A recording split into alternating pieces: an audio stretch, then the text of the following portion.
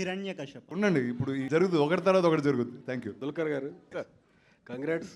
లోకాతో పెద్ద హిట్ కొట్టారు. Thank you sir, thank you. అంటే మీ పీరియాడిక్ సినిమాలు వస్తున్నాయనే మీరు సూపర్ హీరో అవ్వాలని అలాంటి సిరీస్ మొదలు పెట్టారా లోక? I think I'm trying to go future, play superhero, get out of retro. So అది ఒక మంచి opportunity to do that in లోక. Yeah, పార్ట్ 2లో లోక 2లో అన్న మీరు కనిపిస్తారా? we'll have to wait and see. Okay sir, all the best. Thank you. Rana గారు, హలో అండి. సో దుల్కర్ గారు ఆల్రెడీ రెట్రో లుక్లో చాలాసార్లు కనిపించారు, మంచిగా కూడా యాక్ట్ చేయడం అనేది ఆయనకి ఇంకా వెన్నతో పెట్టిన విద్యలా అయిపోయింది. మీ దగ్గరికి వచ్చేటప్పటికి పాత హీరోల్ని కావచ్చు, ఎవరైనా రిఫరెన్స్గా ఏమన్నా చూసారా?